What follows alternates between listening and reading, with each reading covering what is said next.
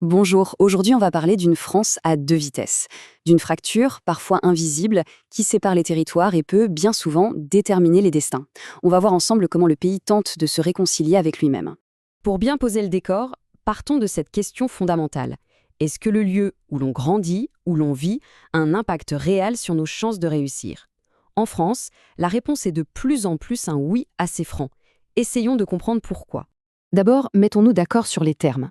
Quand on parle d'inégalité territoriale, de quoi s'agit-il vraiment? Eh bien, c'est très concret. C'est l'écart de richesse, bien sûr, mais aussi l'accès aux services essentiels comme la santé ou l'éducation, et bien sûr, à l'emploi. Allez, première partie. On va dresser le portrait de ces fractures qui dessinent en quelque sorte une carte de France à deux visages. Alors, comment on en est arrivé là? Bon, ces inégalités, elles ne sont pas apparues par magie. Elles sont le résultat de grandes forces économiques. La mondialisation, par exemple, a tendance à creuser les écarts. Les zones déjà bien connectées au reste du monde, les grandes métropoles, les littoraux, s'en sortent très bien. En revanche, les espaces plus isolés, plus ruraux, eux, peinent à suivre le rythme. Pour se faire une idée de ce déséquilibre, ce chiffre est assez parlant.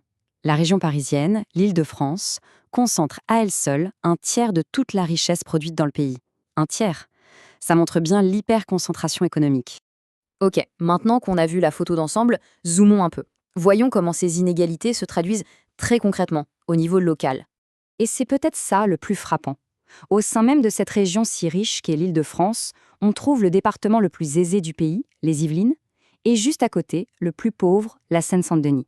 Ce sont littéralement des voisins. Deux mondes qui se touchent mais qui ont des réalités complètement différentes. Mais attention, la fracture n'est pas seulement une question d'argent. Un point vraiment essentiel, c'est que cette inégalité se mesure aussi en termes d'accès. L'accès aux services les plus fondamentaux. Par exemple, dans une grande ville comme Paris, 100% de la population, la totalité des habitants, peut avoir accès à un service d'urgence en moins de 7 minutes. Et en Corse, eh bien, seule la moitié de la population bénéficie de ce même niveau d'accès rapide. La moitié. Le contraste est violent.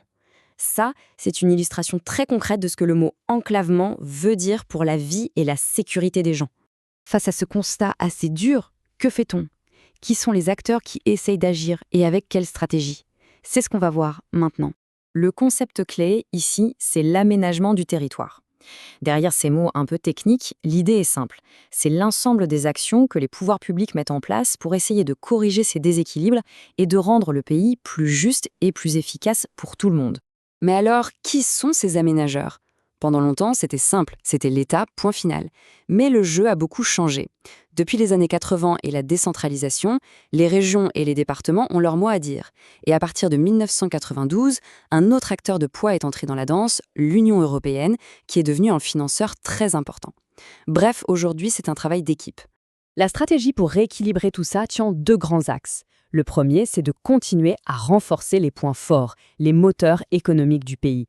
L'idée, c'est que pour que Paris puisse continuer à jouer dans la cour des grandes métropoles mondiales, il faut continuer à y investir. Le deuxième axe, qui est tout aussi important, c'est d'intervenir directement là où ça va mal. Un exemple, ce sont les zones de revitalisation rurale. Le principe est d'offrir des avantages fiscaux aux entreprises pour les inciter à s'installer dans ces zones et bien sûr à y créer des emplois. Tout ça, c'est la théorie. Mais en pratique, comment ça se passe? Pour le comprendre, rien de mieux qu'un cas concret. Direction les Ardennes, une région magnifique mais qui souffre d'un problème majeur. Elle est enclavée, c'est-à-dire qu'elle est mal connectée aux grands axes de transport, ce qui est un vrai frein pour son économie. La solution imaginée? Un grand projet d'infrastructure baptisé le I-Ardennais. Le plan est assez simple, on construit une nouvelle autoroute pour relier la région à la Belgique et aux grands ports du nord de l'Europe. L'objectif, c'est de désenclaver la zone pour attirer à la fois des entreprises et des touristes. Et ce projet, il illustre parfaitement ce qu'on disait tout à l'heure sur le travail d'équipe. Pour payer cette nouvelle autoroute, tout le monde a mis la main au portefeuille. L'État, la région et le département. Évidemment, rien n'est jamais aussi simple. Le projet a fait face à une opposition très forte, notamment de la part des associations écologistes.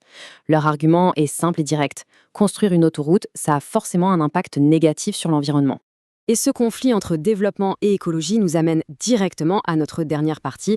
On va parler des choix cornéliens, de cet arbitrage permanent qui est au cœur de l'aménagement du territoire. Voilà, on est au cœur du réacteur. C'est le dilemme de l'aménageur. D'un côté, il faut de la croissance économique, mais de l'autre, il faut préserver la nature. On veut réduire une inégalité, mais il faut faire attention à ne pas créer un nouveau problème ailleurs. On veut relier les territoires, mais sans défigurer les paysages. Il n'y a jamais, au grand jamais, de solution parfaite. Donc, si on devait résumer, l'inégalité en France, c'est une réalité géographique bien réelle. Pour la combattre, on a toute une équipe d'acteurs publics qui travaillent ensemble sur une stratégie à deux volets: booster les plus forts et aider les plus faibles.